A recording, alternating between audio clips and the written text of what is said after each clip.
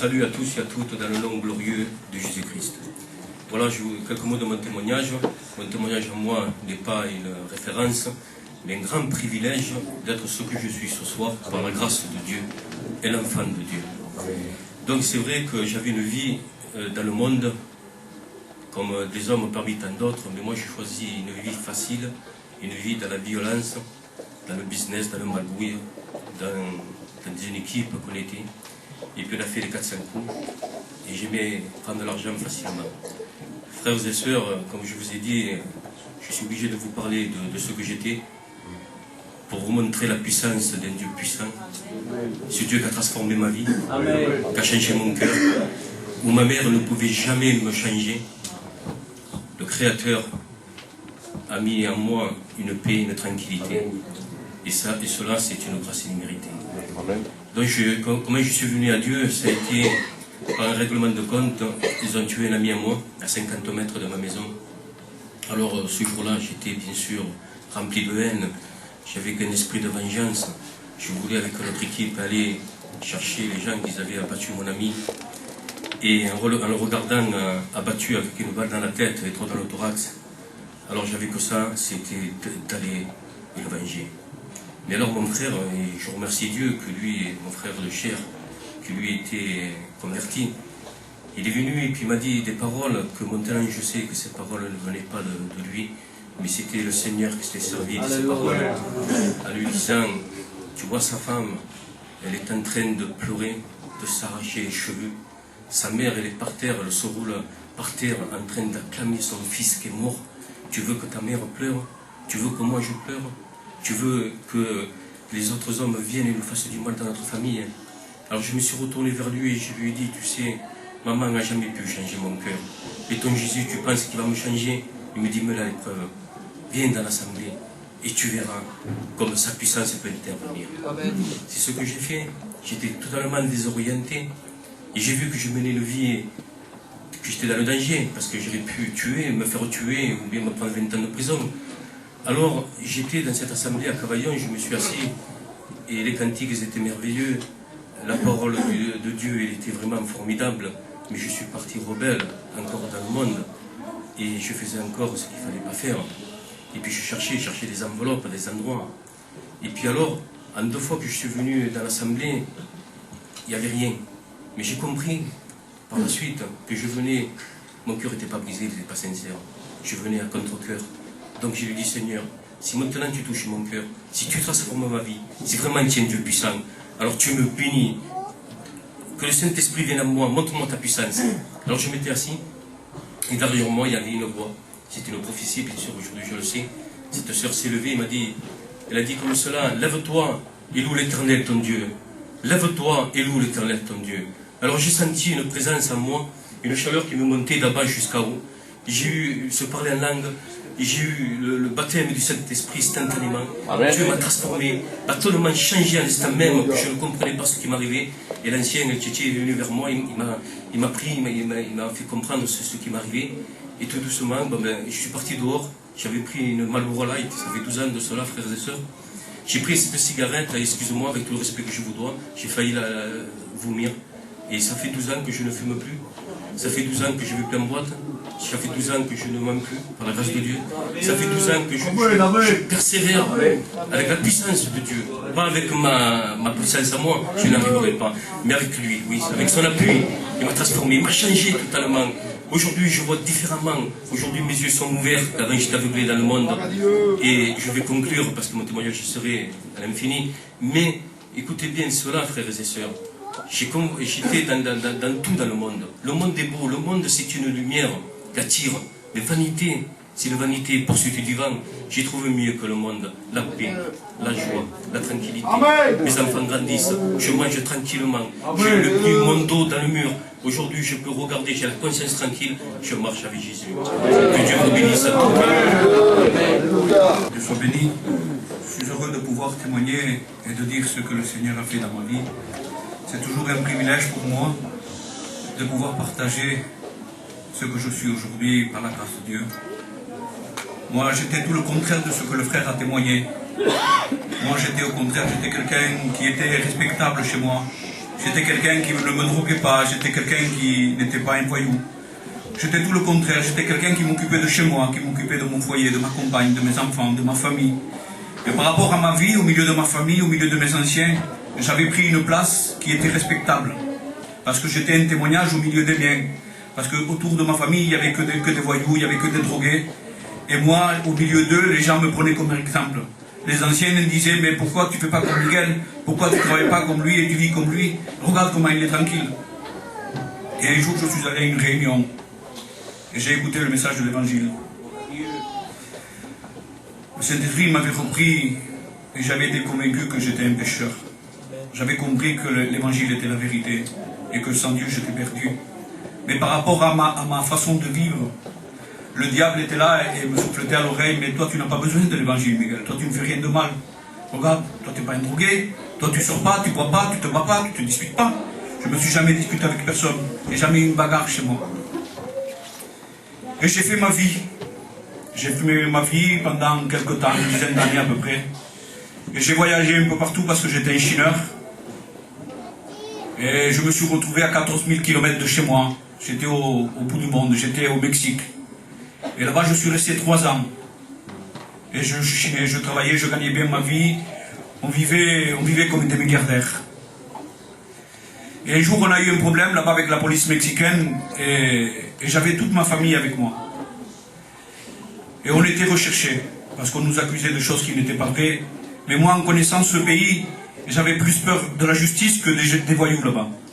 Je savais que si ils nous prenaient, je savais que mes enfants allaient souffrir, que ma compagne allait souffrir. Je savais ce qu'il allait nous passer. Et moi, dans cette crainte, dans cette peur, je me suis rappelé du Seigneur. Et je disais à ma compagne, j'ai dit, tu vois, regarde ce qu'on se trouve. On se trouve à Acapulco, le plus bel endroit du monde. Et on se trouve dans la misère, on se trouve dans l'angoisse, dans le souci, dans le problème. Et chez nous, j'ai mon fils qui est allé à la réunion, qui est à l'évangile. C'est eux qui sont dans la vérité. Et je me suis enfermé dans ma chambre d'hôtel. Et j'ai prié le Seigneur. J'ai dit, Seigneur, tu vois le problème que j'ai, tu vois le souci qu'il y a dans ma vie, et tu connais mon cœur. Je demande une seule chose, c'est de me ramener sain et sauf en France. Et moi, je te promets que dès que je mets les pieds en France, je vais à la réunion. Le Seigneur a écouté ma prière. Et il m'a ramené en France. Et moi, j'ai tout de suite, je suis allé à la réunion. Je suis allé écouter le message de l'évangile. J'ai été avec les frères à la réunion de prière. Et ensuite, tout s'est enchaîné. Dieu m'a béni. Et en moi, il y avait une certaine jalousie spirituelle au niveau des frères. Et je voulais recevoir quelque chose de Dieu. Et un jour, il y a un frère de Béziers, un cousin à moi, qui m'a appelé. Il m'a dit, Miguel, ça ne te ferait rien de venir avec moi. On partirait quelques jours de voyage sur Paris. Alors je lui ai dit, passe me chercher et on s'en va ensemble. Et il est venu me chercher. Et on est parti, on a pris l'autoroute, on a roulé. Et on a parlé un peu de tout. Et il est venu le temps de parler du Seigneur.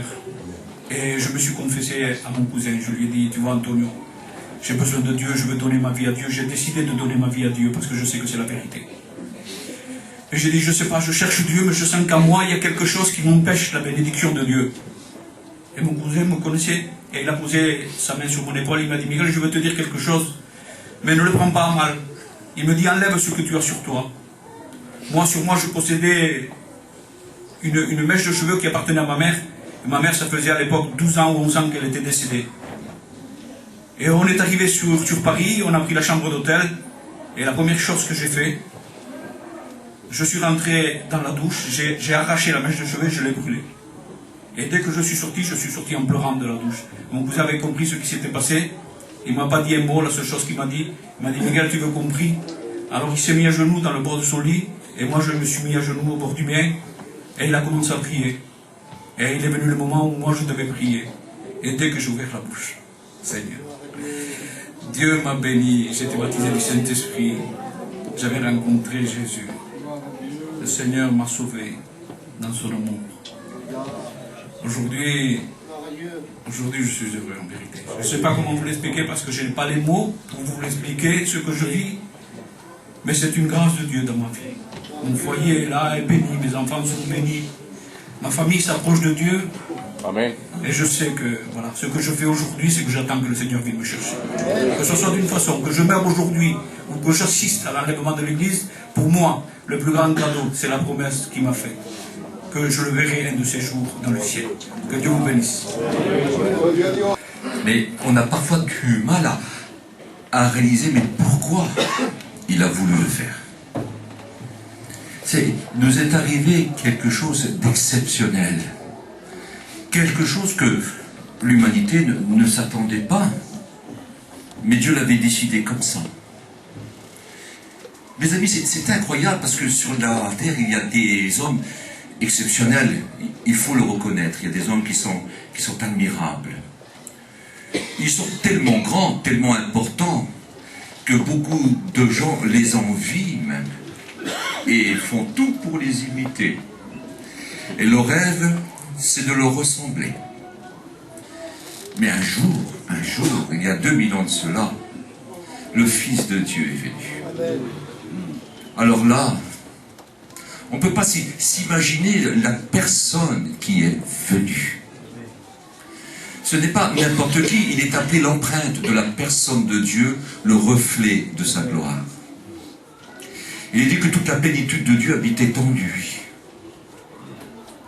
Il est venu avec une douceur qui nous échappe, si bien qu'on ne pouvait pas l'appeler autrement l'agneau de Dieu, qui ôte le péché du monde. Quand il rendait témoignage de lui-même, il disait « Je suis doux et humble de cœur. Mon fardeau est léger, mon joug est facile. » J'essaye de l'imaginer parce que jamais, quelqu'un d'aussi beau, d'aussi glorieux est apparu. Jamais. Celui qui est venu, la Bible est formelle, est le créateur de toutes choses. Il est écrit dans l'évangile de Jean, chapitre 1, que au commencement était Dieu. Et puis ce Dieu était avec Dieu.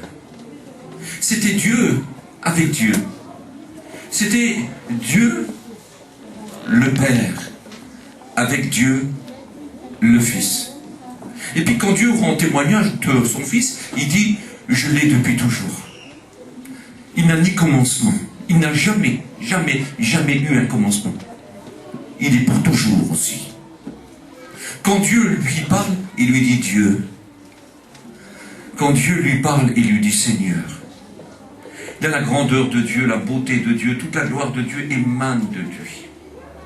Et puis quand il est descendu, quand il est venu sur cette terre, parce que rien ne pouvait l'arrêter, parce qu'il est écrit qu'il représentait toute l'amour de Dieu, même Dieu rend ce témoignage en disant « Voici mon Fils bien-aimé, en qui j'ai mis tout mon amour ».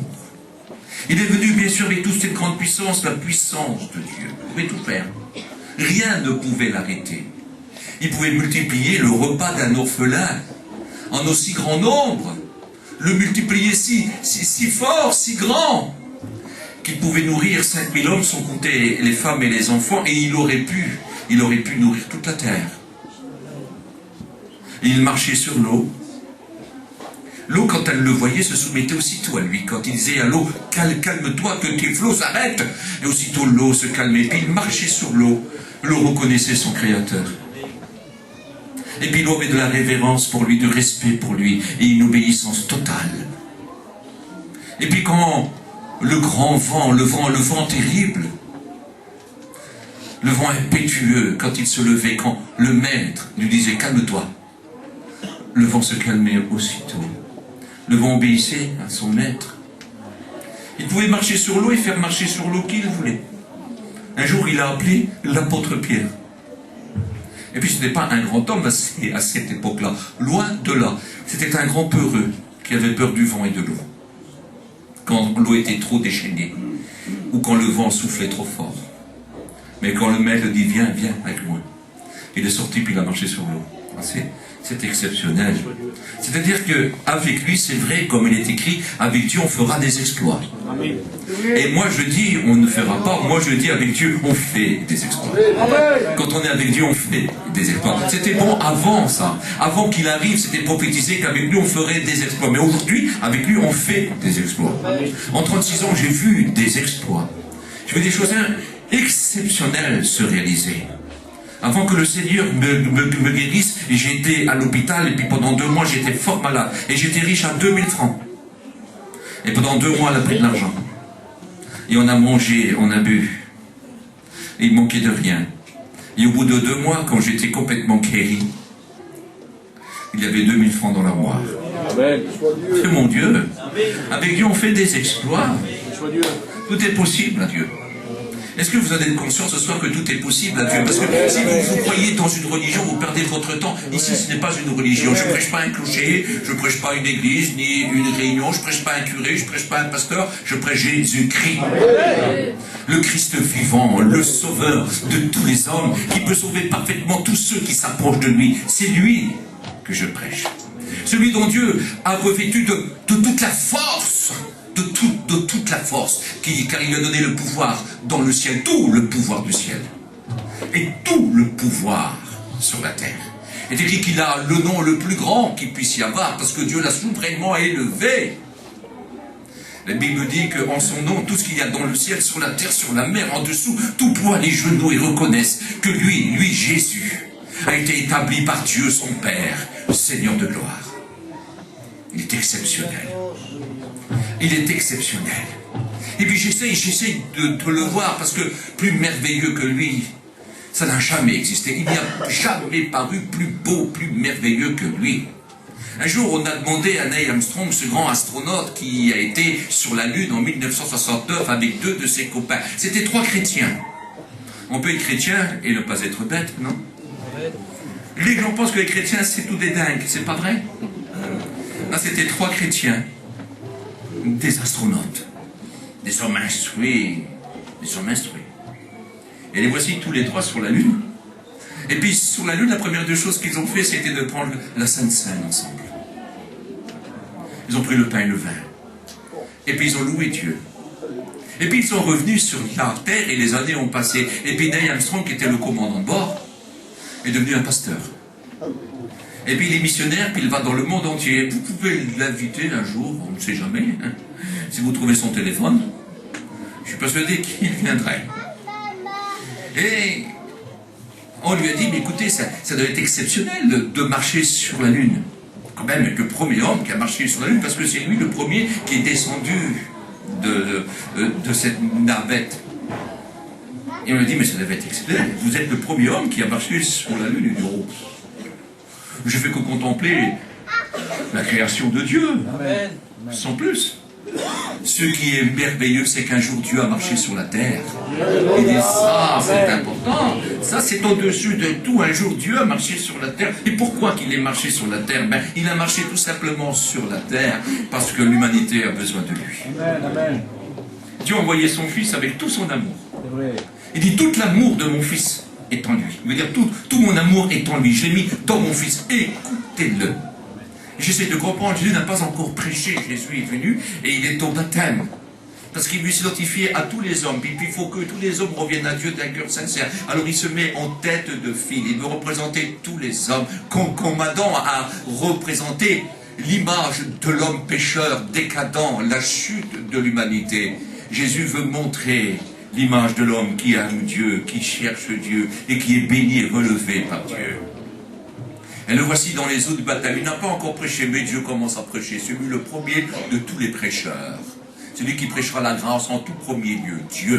Dieu son Père. Et voici que le ciel s'ouvrit, puis que la voix de Dieu se fit entendre, et l'Esprit du Seigneur est descendu et s'est posé sur le plus beau des agneaux, l'agneau de Dieu qui ôte le péché du monde. Et voici que la voix de Dieu tonna dans le ciel, et elle dit, voici, je vous le présente, voici mon Fils bien-aimé, en qui j'ai mis tout mon amour, écoutez-le. C'est-à-dire, il est le maître de mon amour, il peut vous distribuer mon amour. L'homme a besoin de l'amour de Dieu. Et ce qui est formidable, c'est que l'amour de Dieu, c'est pas seulement des mots comme je t'aime. L'amour de Dieu donne. Amen. L'amour de Dieu secourt. Dieu a tant aimé qu'il a donné. Il a donné son Fils unique. Celui qui lui ressemble, qui est beau, grand, fort, merveilleux comme lui. Il l'a donné. Il nous l'a donné. Il l'a donné aux hommes, il l'a donné aux femmes, il l'a donné à toute l'humanité. Afin qu'ils puissent être sauvés et être bénis par Dieu. Qu'est-ce que c'est beau d'être béni par Dieu? Mais je ne sais pas si vous imaginez. Moi, j'ai un cousin qui parcourt toute la terre. Et puis, pour être en photo avec les artistes. Alors il a été avec tous les plus grands, avec des Sinatra, des Dean Martin, des Sammy Davis. Il a été partout, partout, partout. Il a rencontré des hommes exceptionnels. Il vit que pour ça. Puis il montre ses photos partout. Mais aujourd'hui, ils sont tous morts. Je lui dis, mais c'est des photos de mort que tu as là. Ça ne sert à rien. Je préfère ma place que celle de Sinatra. Il est mort, même un chien est plus heureux que lui. Il est mort. Je vois pas pourquoi tu te glorifies de ça. Dis-moi, j'espère un jour marcher avec Jésus dans le ciel, je dis. Éternellement, ça c'est bien. Mon Jésus sans photo est dans mon cœur, je dis. Sans personne est dans ma vie. Et un jour je marcherai avec lui parce que Jésus est vivant. Maintenant si tu veux faire comme Sinatra, libre à toi. Si tu mets ta confiance en lui, libre à toi. Si il est ton idole, oh tu risqueras d'être toujours avec lui, mais seulement en enfer avec lui. Moi je connais Jésus. Et Jésus c'est ce qu'il y a de mieux. Jésus ne m'a pas donné sa photo, il m'a donné sa vie. C'est différent. Jésus ne m'a pas donné sa photo, non, il m'a donné la vie. Il m'a donné l'espérance. Il m'a donné l'espérance de la gloire éternelle. Je dis, t'as dû fatiguer Sinatra en te mettant à côté de lui. Quelle charge. Il a dû dire, qu'est-ce qu'il est bête. Je suis qu'un pauvre type de 70 kilos. Qu'est-ce qu'il est bête. Qu'est-ce qu'il est bête. Qu'est-ce qu'il est bête. Mais moi, Jésus est entré dans ma vie, il est rentré dans mon cœur, et puis il est toujours vivant, puis c'est pas moqué de moi. Il m'a donné sa vie, il a mis sa vie à ma disposition. Tandis que Sinatra, ben, tu lui sers tout simplement de client. Jésus a donné sa vie pour moi. C'est différent, non? Mais qu'est-ce que c'est beau d'avoir le Christ dans notre vie. Vous avez le droit d'avoir des préférences pour des chanteurs. Mais la seule personne qui est admirable et adorable, je m'excuse, c'est Jésus-Christ. La seule personne qui fera quelque chose pour vous, c'est Jésus-Christ.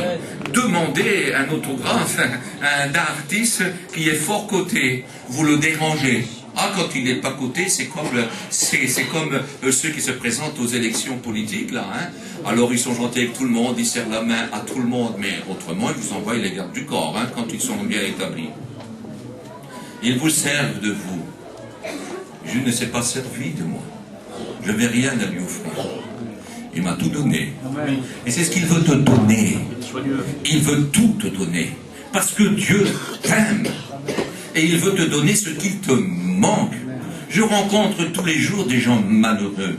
Parce que le grand problème de l'humanité, c'est que l'argent, la gloire, le pouvoir ne suffit pas pour rendre heureux. Que la force ne suffit pas pour vivre en paix et en sécurité. J'ai rencontré toutes sortes de gens, je vous le dis humblement, 36 ans, j'ai eu l'occasion de rencontrer toutes sortes de monde.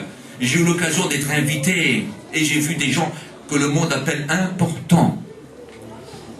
Et moi je les ai vus bien malheureux, en train de pleurer, même parfois se mettre à genoux pour que je prie pour eux, pour qu'ils soient bénis. En cachette, il m'a appelé, viens voir, prie pour moi, on est malheureux. On est malheureux. Et pourtant, ils étaient importants. Les gens les enviaient. Ils avaient un fort compte en banque, mais un cœur complètement vide. Insatisfaits. Ils n'ont pas été rassasiés. Ils n'étaient pas comblés. C'était des malheureux, en un mot, des malheureux. Pour rien au monde. J'aurais voulu de leur vie. On leur proposait la vie la plus belle qu'il soit. Jésus a dit, je suis la vie. Voulez-vous de cette vie? Amen. Parce qu'elle se donne gratuitement. Il vous la donne gratuitement. Il la donne à toute l'humanité. Il le dira si quelqu'un entend ma voix. Et puis, qu'il me laisse rentrer. Si quelqu'un trouve que ma voix est intéressante, que mon programme est beau, que ce que je présente et ce que j'annonce, c'est ce qu'il y a de mieux. Quelqu'un veut mettre sa confiance en moi, qu'il veut me laisser rentrer, j'entre. Quand il faudrait être fort pour empêcher Jésus de rentrer chez vous, si vous voulez le laisser rentrer. Pour avoir 1 milliard de démons, Satan avec ses grandes cornes, avec ses grandes cornes là, et sa queue fourchue, il pourra faire ce qu'il voudra. Si Jésus veut rentrer, il rentre. Si vous dites Jésus viens, viens, Jésus viens, viens. Il entre lui, Satan se sauve. Oh mes amis, il n'est pas toujours facile de rentrer chez certaines personnes, parce que j'ai eu l'occasion de rentrer chez des gens où c'était vraiment sale. Moi, j'ai rentré chez des gens, pourtant ils vivaient dans des gadous, c'était aussi propre sur le gadou que chez eux. Où les verres, où les bols, où tout était vraiment sale. Et puis par charité, on buvait, on mangeait, mais on souffrait le martyre et on demandait à Dieu, Seigneur, permets que je ne vomis pas. Parce que je ne voulais pas leur faire de peine. Et on le prenait par charité, par amour. On leur parlait du Seigneur. Ça sentait mauvais, mon sauveur, c'était atroce. Qui tu savais? Une fois, on m'a invité où le chien pissait sur la table. Pour vous faire comprendre. Mais ils avaient besoin du Seigneur, ces gens-là. Je dis, mais qu'est-ce que c'est ça? Mon bon sauveur, comment je dois faire? Je suis perdu, dans quelle galère? Et je leur parlais du Seigneur, je priais pour eux, et souvent ils pleurent, ils se mettent à genoux, et ils demandent qu'on leur impose les mains. On les voit tellement sincères qu'après on aura envie de les prendre dans nos bras. On voit combien leur souffrance est grande. Est-ce que vous comprenez? Est-ce que vous réalisez ça? Mais vous savez ce que c'est que le péché? Le péché pour Dieu. Le péché, la chose la plus horrible, c'est la crasse du diable. C'est encore plus sale que le diable lui-même, c'est sa crasse. C'est sa misère. La crasse d'un cochon, c'est pas terrible, alors la crasse du diable, c'est atroce. Et même si ton cœur, ta vie est remplie de la crasse du diable, que tu es une déchetterie du diable, s'il a écoulé dans ton cœur, dans ton âme, dans ton sang, dans ton esprit, dans tout ton corps, ces ordures, si ton cœur est rempli de ces immondices, si Jésus vient, malgré que l'odeur est horrible, malgré que la crasse est terrible, que l'enfer pendant l'éternité ne suffira pas pour nettoyer seulement une poussière de cette crasse. Jésus vient. Ne s'écœure pas. Parce que c'est ça l'amour. Dieu aime tant. Il nous aime comme si on serait ses fils. Comme si on serait ses fils. De toute façon, il nous a estimés au prix de Jésus-Christ. Jésus-Christ coûte très cher. Il est Dieu. Il est Dieu le Fils. Mon fils à moi est un homme parce que je suis un homme. Donc c'est un homme parce que c'est un fils d'homme. Mais Jésus est le Fils de Dieu, il est Dieu.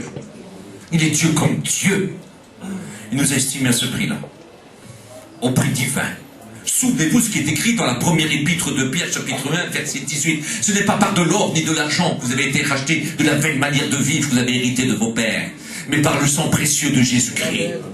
Comme d'un agneau sans tache et sans défaut, préparé dès la fondation du monde pour votre salut. Vous n'étiez pas encore né que déjà l'avait déjà préparé. Aucun homme ne vivait sur la terre n'était pas formée, que déjà Jésus était préparé pour le salut de l'humanité. Quel amour! Il nous estime à ce prix-là. Seigneur, mon prix, c'est un prix divin. Mais je suis une ordure, moi. Plus grand qu'une ordure. Je suis la poubelle du diable. Tu m'as estimé si grand. Tu m'as aimé comme ton fils. Tu as donné ton fils pour devenir mon père. Quel amour. Je ne sais pas si vous réalisez. Excusez-moi, ça c'est pas de la religion, hein. Parce que derrière un arbre, tout seul, on peut rencontrer le Seigneur et être sauvé. Je connais des gens dans certains pays du monde, comme au Vietnam, au Vietcong, et parfois en Chine, surtout en Chine, parce qu'il y a les églises autorisées de l'État, mais les églises clandestines qui sont persécutées, et l'église autorisée de l'État, elle est plus pour glorifier l'État que Jésus-Christ. Elle est plus pour glorifier le pouvoir sur place que le Christ Jésus. D'abord, leur message est déjà tout préparé. Ils n'ont pas de dire n'importe quoi. Déjà, les grands du pouvoir leur disent ce qu'il faut dire. Il y a l'église clandestine qu'on met à mort. Il y a l'église clandestine qu'on fait souffrir. Et dans des pays comme le Vietnam, comme dans le Vietcong, des hommes et des femmes rencontrent le Christ. Et ils font alors des expériences exceptionnelles. On n'est rien, absolument rien. On est faible, on est petit, on ne vaut rien. On est persécuté, mal aimé. Christ est mal aimé par le monde. Mais il nous aime. Il nous aime véritablement. Il aime même les bourreaux de l'Église. Il aime les bourreaux de son Fils. Il veut sauver l'humanité tout entière. Ça c'est le Christ. Mes amis, je voudrais vous faire comprendre une chose. Si on le laisse rentrer, il ne s'écœure pas. Pourtant le péché, qu'est-ce que c'est sale. Il ne s'écœure pas, il ne s'est jamais écœuré. Et quand vous avez un fils, il peut se rouler dans la poussière, il peut se rouler dans le mal, il peut se rouler dans les choses les plus horribles, il peut venir chez vous tout sale. Vous le lavez. Parce que vous l'aimez.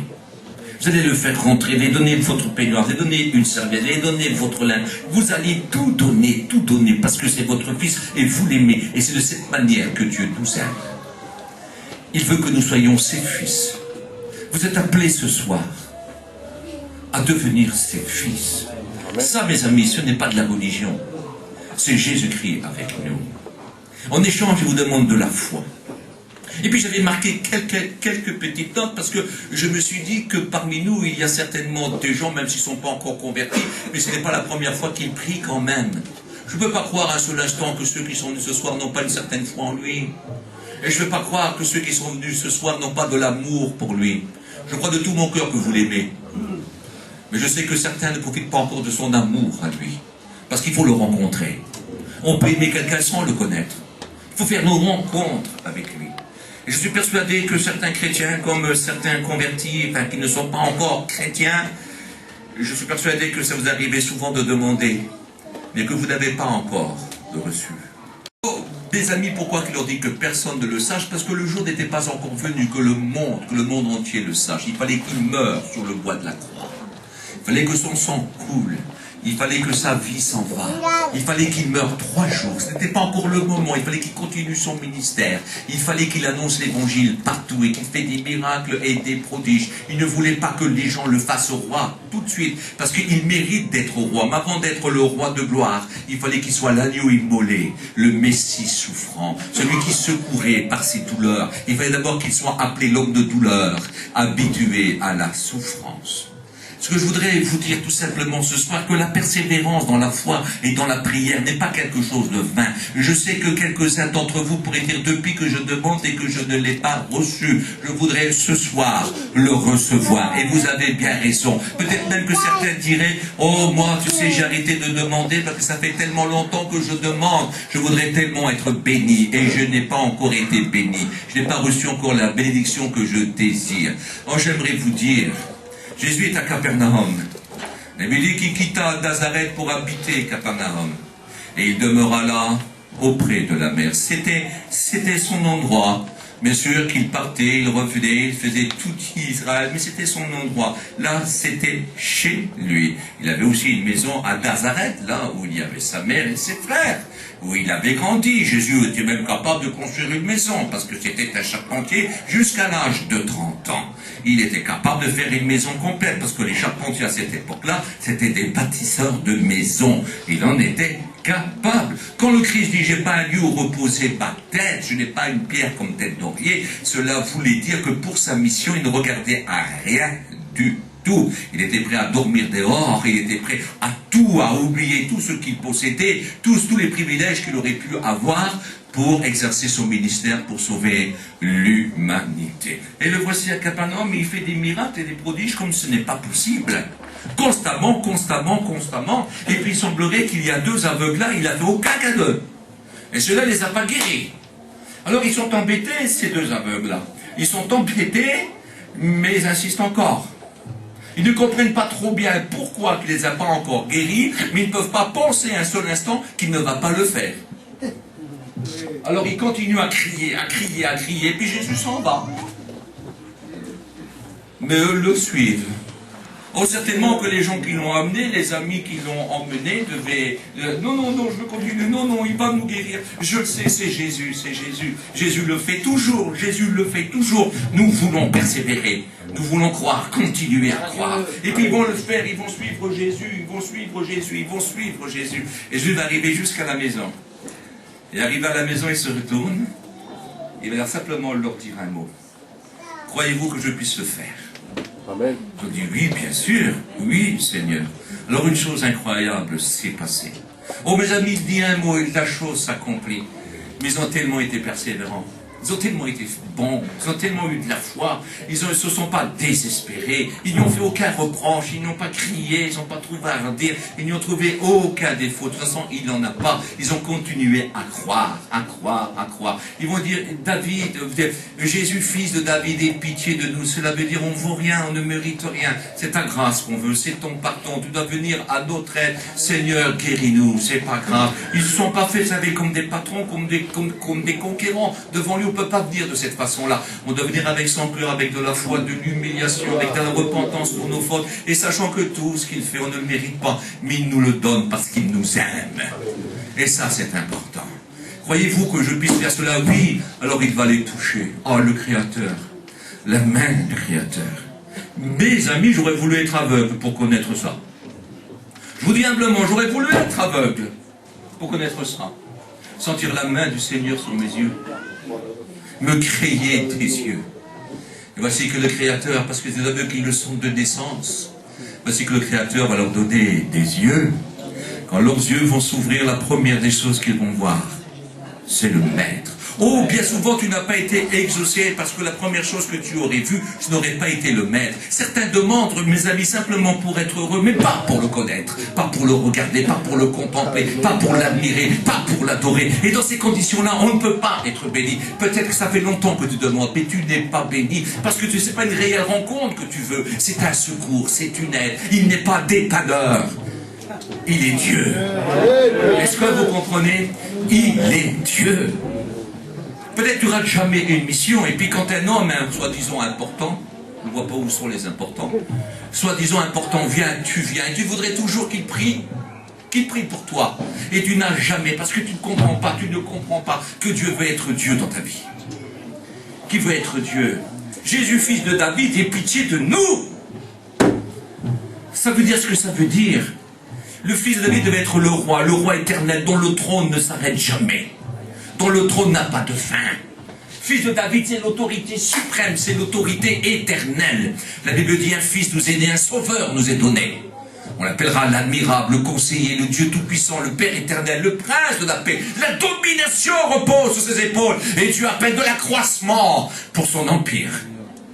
Il n'a pas de fin, son règne est éternel. Il faut que le fils de David soit celui qui règne dans nos cœurs, le roi des rois, le Seigneur des seigneurs. Il faut qu'il soit tout pour nous, absolument tout. Et quand on accepte Dieu de cette façon-là, on est béni. On est béni particulièrement, mes amis, mais particulièrement parce que Dieu est exceptionnel. Dieu n'a pas changé. Je vais vous donner un témoignage. Ça se passe là, samedi dernier. Je fais un séminaire au Mont d'Or. Et tous les Auvergnats, tous les pasteurs auvergnats viennent, ils sont à peu près 50. Et on fait ce séminaire pendant 3 jours. Et puis 3 fois par jour, la Bible est ouverte. Et puis le samedi, j'appelle les serviteurs pour qu'ils s'approchent, ceux qui sont malades. Et un serviteur s'est levé malade du cœur. Il souffrait du cœur. Il était malade du cœur, mais ce qu'on appelle malade du cœur. Et il est venu. Et puis j'ai dit, au nom de Jésus, au nom de Jésus. Et à ce moment-là, un feu est descendu dans son cœur, dans sa vie. Il sentait ça brûler, ça brûler, ça brûler. Il dit, je ressens aucune douleur, je ressens plus rien, je suis bien, je respire librement. Le Seigneur l'avait béni. Amen. Dieu n'a pas changé. Il est le même hier, aujourd'hui, éternellement. Christ est véritablement vivant. Ce serviteur était son serviteur. Il adorait son Dieu, et son Dieu l'a délivré. Oh mes amis, on ne peut pas s'approcher de Dieu comme on s'approcherait d'un guérisseur. Ce n'est pas possible. Et on s'approche dans la foi et dans la persévérance. Mes amis, il faut y croire. Mes amis, il faut y croire de tout notre cœur. Il y avait un homme dans la Bible. C'était un homme un petit peu spécial. La Bible dit c'était un grand pécheur. Il avait péché beaucoup. Jésus lui dira, ne pêche plus. De peur qu'il t'arrive quelque chose de pire. Et nous le retrouvons à la piscine de Bethesda, dans Jean chapitre 5. Mais ça fait 38 ans qu'il est malade. Son péché avait dû être horrible, Satan avait dû en profiter, parce que Satan ne dépanne pas lui, hein. Il détruit aussi. Il est dur, il est impitoyable. Et puis voici, son péché était tellement grand qu'il en est tombé malade, parce que Satan ne bénit pas. Croyez-moi, dans le monde, il n'y a pas de bénédiction, il n'y a que de la malédiction. Le monde sera jugé. Et toute sa convoitise et lui-même sera condamné et jeté dans les temps ardents de feu et de soufre. C'est ce que la Bible dit. Le monde disparaîtra. Il a été jugé il y a 2000 ans et bientôt il sera condamné. C'est ce que la Bible dit. Et le voici là. Ah, cette piscine, c'est exceptionnel. C'est un endroit où on lave les ustensiles du temple. Ce n'est pas une piscine où on fait de la natation, non. C'est des bassins où on lave tous les ustensiles du temple. Et à la Sainte Portique et Saint Bassin, on a réservé, Dieu a réservé, c'est pas les hommes, Dieu a réservé un portique qu'on appelle la porte des brebis. Et puis là, il est écrit qu'à ce bassin-là, un ange descend de temps en temps et puis avec son doigt il secoue l'eau. Et quand l'eau est secouée, le premier qui y rentre, qu'il soit infirme, qu'il soit lépreux, qu'il soit aveugle, qu'il soit sourd, qu'il soit muet, qu'il soit ce que vous voulez, qu'il soit malade du cœur, malade de l'estomac, malade des jambes, aucune importance. Il est guéri de n'importe quelle maladie ou d'infirmité qu'il pourrait avoir, le premier qui se jette dans l'eau. Et puis lui, au début, bien sûr, c'est ses amis, ses parents, ses copains, tout le monde l'emmène. À chaque fois, il y a eu un plus rapide que lui quand l'ange venait agiter l'eau. Mais il se passe après ce que plus personne ne veut s'occuper de lui. On l'emmène le matin parce qu'il insiste de trop. Alors on est obligé de l'emmener. On l'emmène le matin, les années ont passé, ça fait 38 ans. C'était un grand pécheur, il n'avait pas 12 ans quand il est tombé malade. Donc c'est un homme aujourd'hui qui a un certain âge, 60 ans ou 65 ans. Mais sa foi a grandi. Dans sa misère, il a cherché Dieu. Il a compris que Dieu est formidable. Il a compris que Dieu est bon, que Dieu est amour, et qu'importe l'âge. Peut-être que Satan vous dit tu es beaucoup trop âgé pour être béni. Ben, même si tu aurais 80 ans, tu peux être guéri miraculeusement ce soir. Dieu veut te guérir. Et puis c'est passé une chose alors. C'est qu'on l'emmenait toujours et on partait. Et puis il savait très bien que personne ne le jetterait dans l'eau quand l'ange viendrait. Personne ne le jetterait dans l'eau et que jamais alors il pourrait être guéri de cette façon-là. Mais il y va quand même. Mais pourquoi tu fais ça? On ne sait pas ce qui peut se passer. Je ne sais pas. J'ai envie d'y aller. Il y a Dieu, il y a Dieu, il y a Dieu. Dieu a envoyé son ange, Dieu voit tout, Dieu me connaît, Dieu voit mon cœur. Je veux y croire, on ne sait pas. Un jour peut-être l'ange il remuera trop l'eau. Et avant que quelqu'un va dans l'eau, une goutte va peut-être voler et tomber sur moi. Et je serai guéri. Dieu sait tout. Il était tellement infirme qu'il était allongé qu'il ne pouvait plus bouger, ni ses bras, ni ses jambes. Il était dans un état terrible, terrible, terrible. Et un jour, Dieu n'a pas envoyé son ange, mais il a envoyé Jésus. Et je ne sais pas si ta vie, elle est terrible, si tu ne peux plus bouger, même si tu as 2 bras et 2 jambes, peut-être que tu es lié, mais tu as eu raison d'espérer. Tu as eu raison de revenir ce soir. Tu as eu raison. Parce que je te le promets, je le dis là dans mon cœur, Christ veut te bénir ce soir. Amen.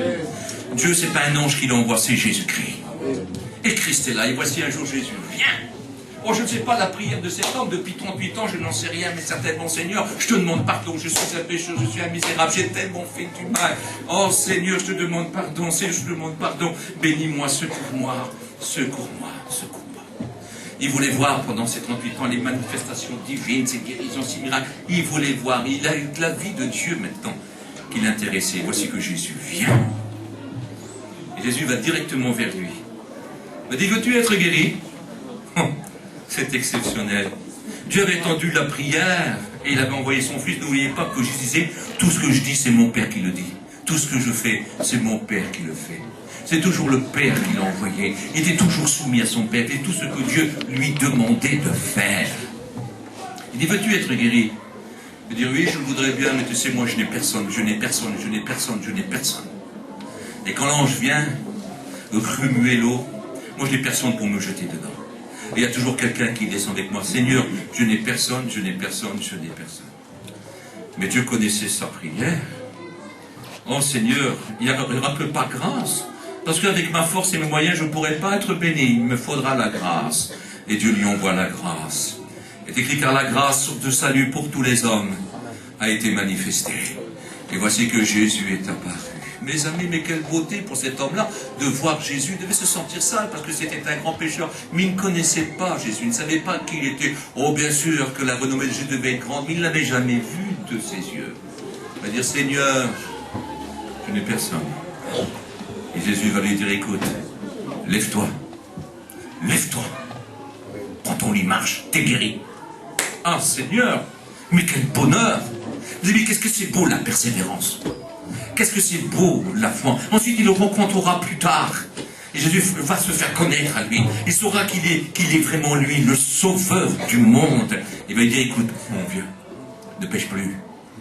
De peur qu'il ne t'arrive quelque chose de pire.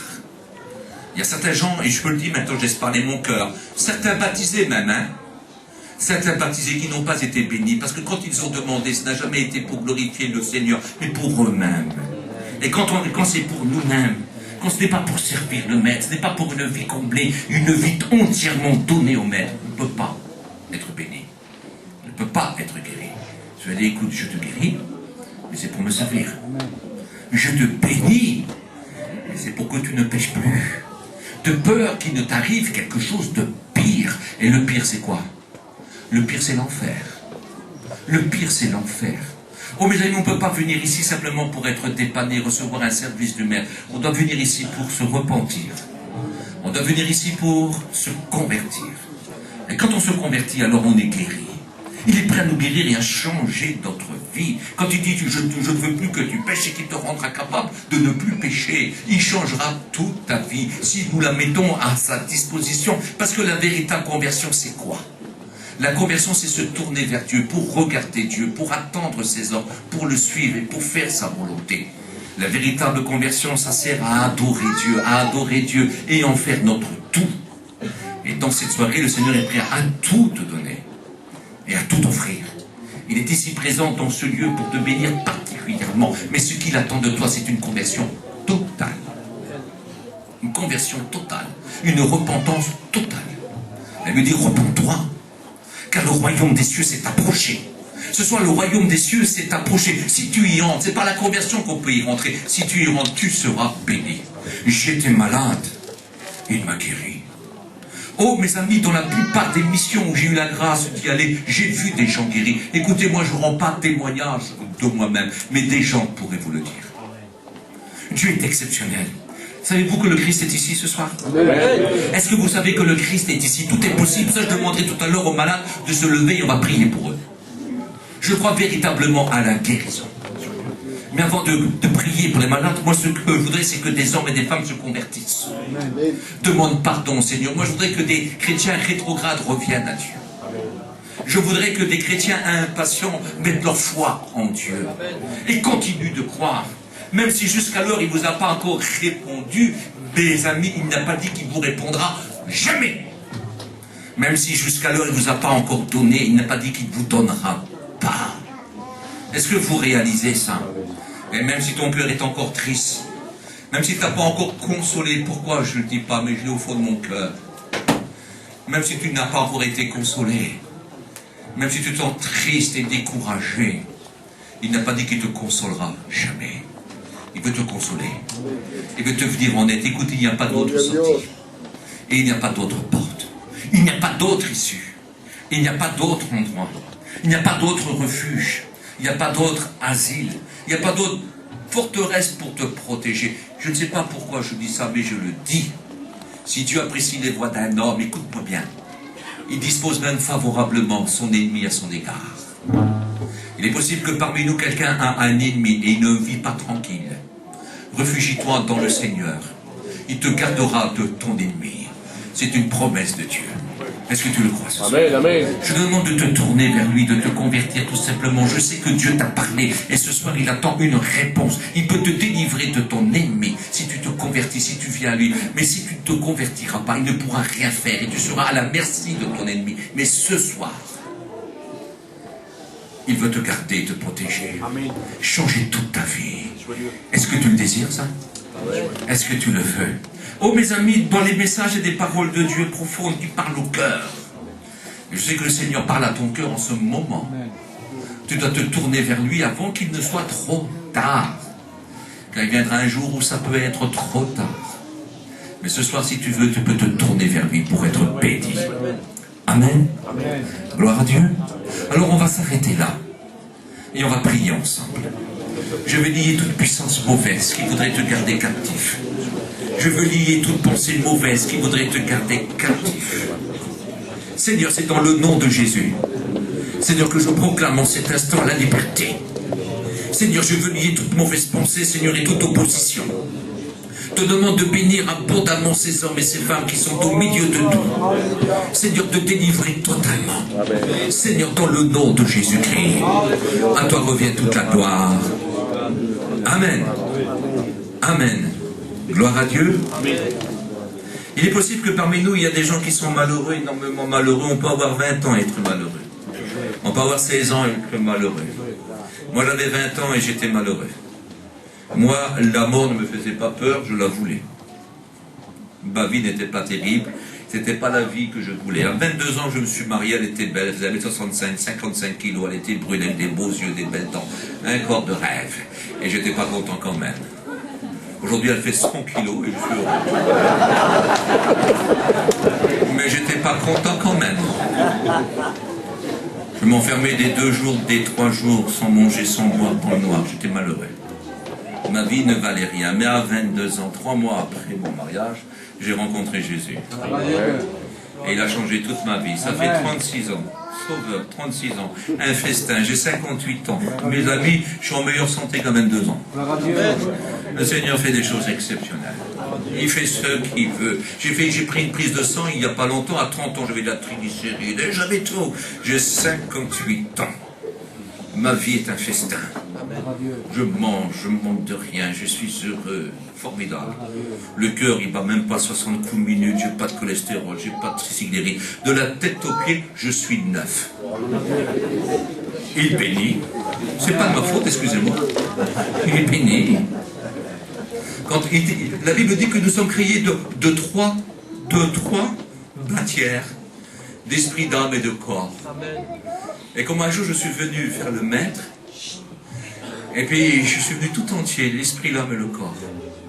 Il a béni mon esprit, il a béni mon âme malade du péché, il m'a guéri, il a sauvé mon âme, il a transformé mon esprit, il a régénéré, il a donné une autre vision, une autre pensée.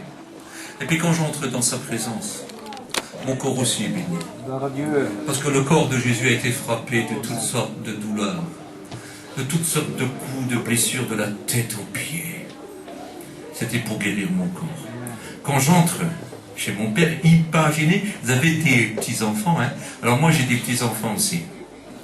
Quand ils entrent vers moi, s'ils sont malades, s'ils ont une petite coupure, ou c'est mon fils de 34 ans, ou ma fille de 36 ans, ou l'autre de 27 ans, ou l'autre de 25 ans, quand ils rentrent chez moi, je vois un petit malade, viens voir ici toi. Et je soigne, et puis je suis, oh t'as mal à l'oreille, tiens, j'ai pas dans l'oreille. Parce que j'ai le pouvoir de les soigner, alors je les soigne. Mais quand on entre chez Dieu, il dit approchez-vous du trône de la grâce avec assurance pour être secouru dans tous vos besoins et obtenir miséricorde. Quand on entre chez Dieu, on peut être fatigué, on peut être souffrant, on peut être triste, on peut être malheureux, on peut avoir été blessé, mais quand on rentre chez Dieu, alors là, on rentre chez notre Père, Père, maman, dans quel état? Qu'est-ce qui vient, rentre dedans. Et puis lui, il soigne mon âme, soigne mon esprit, il soigne mon corps. Et quand on rentre dans sa présence, on peut être guéri de la tête aux pieds. Il veut nous guérir de la tête aux pieds. C'est-à-dire qu'il faut l'âme, l'esprit, le corps. Il faut que ça soit tenu irrépréhensible pour l'avenir du Christ. C'est-à-dire, quand Dieu donne un ordre au corps, hop, le corps est guéri. Corps malade, tu es guéri. Esprit malade, tu es guéri. Âme malade, tu es guéri. Quand on entre chez notre Père, il nous guérit. Voulez-vous rentrer chez votre Père? Voulez-vous rentrer? C'est pas de la religion. Je vous propose Dieu et Jésus. Je vous propose pas un pasteur ni une salle, moi. Je vous propose Dieu. Vous le trouverez comme Jésus-Christ. Quelqu'un me dira, mais comment je vais trouver Dieu? Ben c'est simple. Dieu dira, tu veux me trouver? C'est simple. Prends Jésus, c'est le chemin. Il me mène à moi. Si tu as Jésus, tu auras tout de moi. Tout mon amour est en lui. Alors on va baisser les yeux, si vous voulez, ensemble. Et puis je ne vais pas vous mettre mal à l'aise, ce n'est pas du tout mon truc à moi. Ce que moi je veux, c'est que vous donnez votre cœur au Seigneur. Il a dit, donne-moi ton cœur. De ta main, de tes pieds, de tes genoux, il n'en a pas besoin, tu peux rester assis. Ce qu'il veut, c'est ton cœur. Et si tu donnes ton cœur, il va rentrer dans ton cœur. Et puis il va changer toute ta vie. Tu as besoin de bonheur? Tu as besoin de sécurité? Même que tu as 20 ans. Donne ton cœur au Seigneur. Tu es triste, tu as peur de l'avenir. Donne ton cœur au Seigneur. L'avenir, c'est lui. Il appelle le soleil et le soleil vient. Tu manques de lumière dans ta vie. Il dit que la lumière soit et la lumière fut. Quand il créa la lumière, c'était pour toi. Et il t'a donné une lumière plus grande encore, celle qu'on appelle la lumière du monde, Jésus-Christ. Que la lumière soit dans ta vie. Jésus-Christ peut changer toute ta vie. Vous allez fermer les regards et vous allez prier avec moi. Voulez-vous prier avec moi?